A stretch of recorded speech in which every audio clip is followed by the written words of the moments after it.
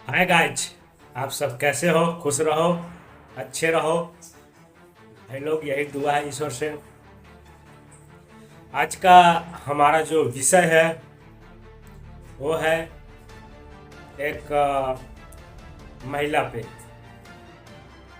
जिस घर में महिला को मारा जाए, पीटा जाए या उसको अशब्द कहा जाए, यानी उल्टा बोला जाए या गाली दिया जाए, उस घर में कभी तरक्की आ ही नहीं सकती है। जिस घर में महिला का सम्मान न हो, उस घर में कभी तरक्की नहीं आती और उस घर में कभी लक्ष्मी भी नहीं टिकती। जिस घर में महिलाओं का सम्मान होता है, उस घर में लक्ष्मी टिकती है और वो घर कभी दुखी नहीं होता। हमेशा सुखी होता है परिवार, हमेशा खुशी होता है परिवार। कारण क्या है? हमारे भारत में ऐसा कई परिवार हैं, गांव में हो या शहर में हो या हमारे अड़ोस पड़ोस में हो, महिलाओं को हमेशा अशब्द बोला जाता है, महिलाओं को सम्मान नहीं दिया जाता है। सिर्फ और सिर्फ महिलाओं को समझते हैं कि नौकरानी है, इसको नौकरानी बना के रखो और काम करो। कहीं ना कहीं, मैं ये नहीं कहता कि हर एक परिवार करता है, कहीं ना कहीं कुछ परिवार है जो ऐसा करते हैं। महिलाओं को कुछ परिवार जो है पैर की जूती समझते हैं आज भी। अच्छा, एक चीज़ और है भाई, अगर किसको बुरा लगे तो क्षमा करना। क्या हो रहा है कि कहीं कहीं पे कुछ महिलाएं भी हैं जो अत्याचार करती हैं। कुछ महिलाएं, मैं सभी महिलाओं को नहीं कह रहा हूँ, ऐसी कुछ महिलाएं हैं जो अत्याचार करती हैं अपने पतियों पर, और कुछ ऐसे पति हैं जो अत्याचार करते हैं अपने पत्नियों पर। होता क्या है, कहीं ना कहीं जो प्रेम है, प्रेम में जो विश्वास की डोर होती है, कहीं ना कहीं वो विश्वास की डोर प्रेम में कमज़ोर है। और रिश्ता हमेशा हो, पति का हो, पत्नी का हो, या फिर भाई का हो या बहन का हो, मतलब किसी भी प्रकार का रिश्ता हो, तो रिश्ता चलता है प्रेम और विश्वास से। अगर प्रेम है, विश्वास नहीं है तो भी रिश्ता नहीं चलेगा, और अगर विश्वास है, प्रेम नहीं है तो भी रिश्ता नहीं चलेगा।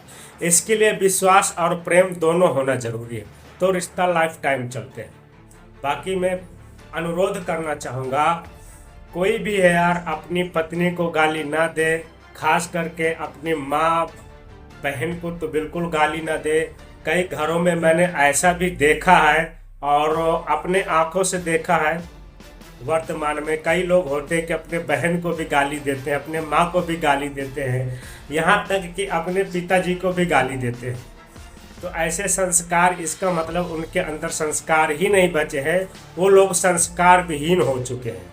क्योंकि वो लोगों को या तो फिर उनके माता पिता ने संस्कार सही से नहीं दिया वर्तमान में, या फिर उनके माता पिता ने संस्कार दिया तो लड़का कहीं ना कहीं गलत संस्कारों में पड़ गया।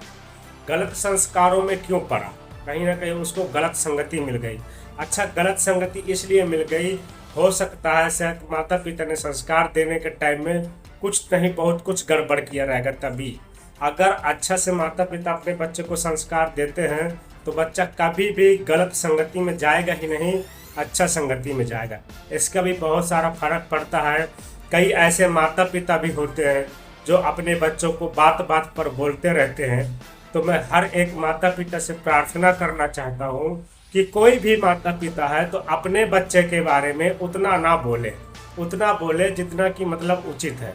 क्योंकि बच्चे के अंदर जो संघर्ष करने की क्रिया है वो करेगा, अगर उसको संस्कार मिला है तो। अगर और संस्कार और चरित्र नहीं मिला तो आपका बच्चा आपकी सुनेगा ही नहीं। गलती कहीं ना कहीं आप लोगों की रहती है। आप लोग कहते हैं कि हमारा बच्चा सुनता नहीं है। संगत का असर पड़ता है, मैं इस चीज़ को मानता हूँ, पर संगत का उतना असर नहीं पड़ता है। अगर संस्कार मिले रहेंगे तो संगत का उतना असर नहीं पड़ता कि जिससे हमारा बच्चा बिगड़ जाए। ठीक है, तो हमें अपने बच्चों को संस्कार देना और चरित्र का निर्माण करना बहुत ज़रूरी है। हम भविष्य की योजनाओं में न जाए बच्चे के लिए। हम बच्चे के लिए जो भी कुछ करें वर्तमान में करें, उसका वर्तमान अगर अच्छा से रहेगा तो उसका भविष्य का निर्माण अपने आप अच्छा हो जाएगा। ठीक है भाइयों, और हर एक भाई से मेरा अनुरोध है, अपने घर में किसी भी महिला को गाली ना दें, सम्मान करें, अपने माता पिता का सम्मान करें, अपने माता पिता को गाली ना दें। और उनके माता पिता से भी कहना चाहता हूँ, अपने बच्चों को एक सीमित तक ही डांटे, सीमित के ऊपर ना डांटे, ठीक है। और अगर आपका बच्चा जवान है तो हाथ उस पर बिल्कुल ना उठाए, अगर आप हाथ उठाते हो तो कहीं ना कहीं वो भी हाथ उठा सकता है, ठीक है। आगे आप सब समझदार हैं।